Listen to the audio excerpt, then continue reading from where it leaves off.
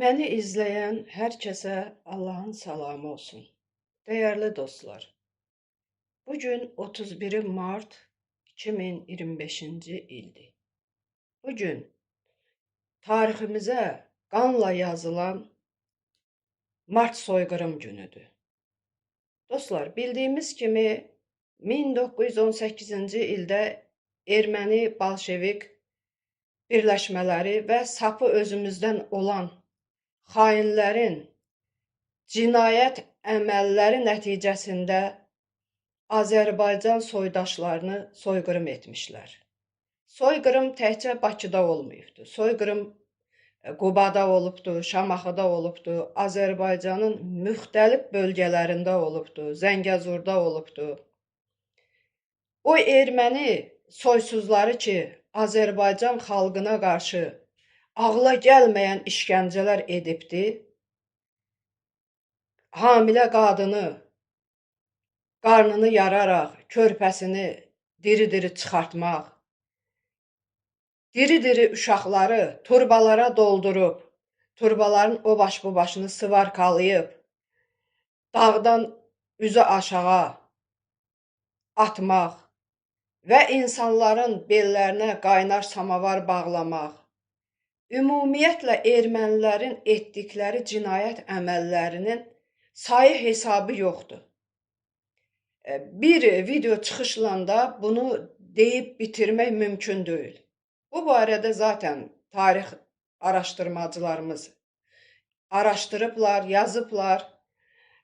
Azərbaycanda yazarlar yazıb, Türkiyə yazarları yazıbdı. Bu gün də soyqırım davam eləyir, əziz dostlar.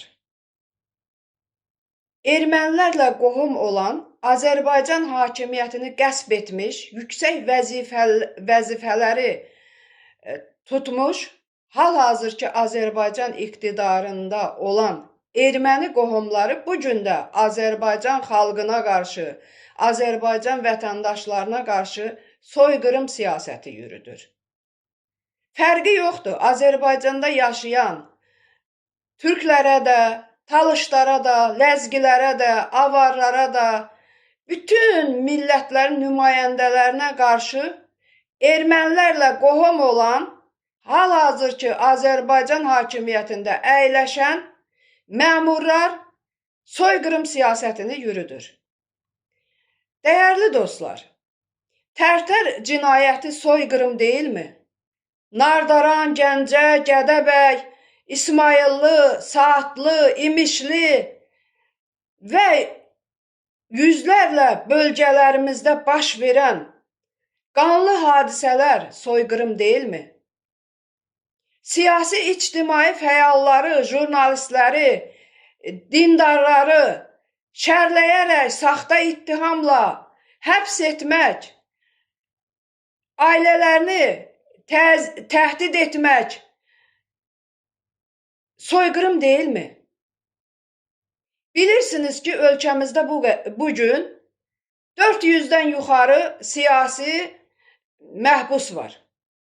1000-dən yuxarı dindar məhbus var. Azərbaycan hakimiyyəti hər addımda soyqırım siyasətini yürüdür. Uşaqlara uşaq pulu verməmək, nəsil artımının qarşısını almaq soyqırım deyilmi? Quru sərhədlərin bağlı saxlanılması, geni dəyişdirilmiş ərzaq məhsullarını, keyfiyyətsiz palma yağlarını Azərbaycan vətəndaşlarına satmaq, insanları xərçəng xəstəliyinə, ürək qan-damar xəstəliklərinə düçar eləmək və keyfiyyətsiz dərmanlar gətirib insanların sağalmasına yox, daha da ağır xəstələnməsinə və ölməsinə səbəb olmaq soyqırım deyilmi? Əziz xalqım, dəyərli soydaşlarım, gəlin birləşək, bir olaq. Hal-hazırki İlham Əliyev ailə hakimiyyətinin və xunta rejiminin ermənilərlə qan bağı olan məmurların xalqımıza qarşı etdiyi qanunsuz cinayət əməllərinin qarşısını dayandıraq. bütün müxalif partiya sədrlərinə səslənirəm. Musavat Partiyasının başqanı İsa Qəmbərə səslənirəm. Azərbaycan Xalq Cəbhəsinin sədri Əli Kərimliyə səslənirəm. Milli Müqavimət Hərəkətinin təsisçilərinə səslənirəm. ADR hərəkətinin rəhbərlərinə səslənirəm. Bu günləri 400-dən artıq siyasi məhbuslar ona görə həbsdədirlər ki, siz birləşə bilmirsiniz. Siz cəmiyyət olaraq, müxalifət olaraq, millət olaraq birləşə bilmirsiniz. Bax, bu birləşməməyimizin də səbəbi ona gətirib çıxardır ki, hal-hazırki İlham Əliyev ailə hakimiyyəti Azərbaycanın vətənpərvər, qeyrətli, cəsarətli, mərd, igid oğul və qızlarını şərləyərək həbsxanalarda çürüdür, məhv edir. Düşünən beyinlərini, görən gözlərini, danışan dillərini məhv eləyir. Susmayın, dəyərli millətim. Bugün mən buradan vətənimiz uğrunda, dinimiz uğrunda, haqq ədalət uğrunda şəhid olan bütün şəhidlərimizə Allahdan rəhmət diləyirəm. Dostlar, o şəhidlərin ruhları o vaxtı rahat olacaq, o vaxtı dinçlik tapacaq, o vaxtı şad olacaq ki, onların qanlarının tökülməsinə səbəb olan, sapı özümüzdən olan baltalar və xarici və daxili düşmənlərimiz layiq olduqları cəzaları alacaqlar. Bax, o zaman o şəhidlərimizin ruhu şad olacaqdır və bizi alqışlayacaqdır. Gəlin, şəhidlərimizin ruhunu şad eləyək. Gəlin, millət olaraq birləşək. Gəlin, siyasi məhbuslarımızı azad eləyək.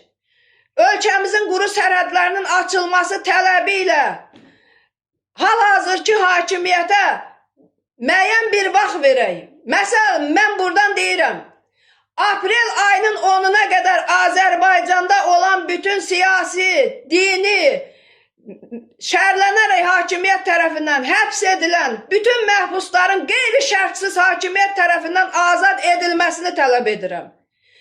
Quru sərhədlərin açılmasını tələb edirəm. Əgər tələbimiz yerinə yetirilməsə, ölkə daxilində və ölkə xaricində hal-hazırki Azərbaycan hakimiyyətinin qanunsuz əməllərini durdurmaq üçün kütləvi etiraz aksiyalarına başlayaq. Və hakimiyyəti məcbur edək ki, Azərbaycan konstitusiyasına və qanununa əməl etsin. Qanunları pozan, vəzifəsindən suyu istifadə edən, Azərbaycan iqtidarında əyləşən, baş məmurdan kiçik məmura qədər hamısı qanun qarşısında cavab versin, ən ağır şəkildə cəzasını alsın. Deyəcəklərim bu qədər, sağ olun dostlar.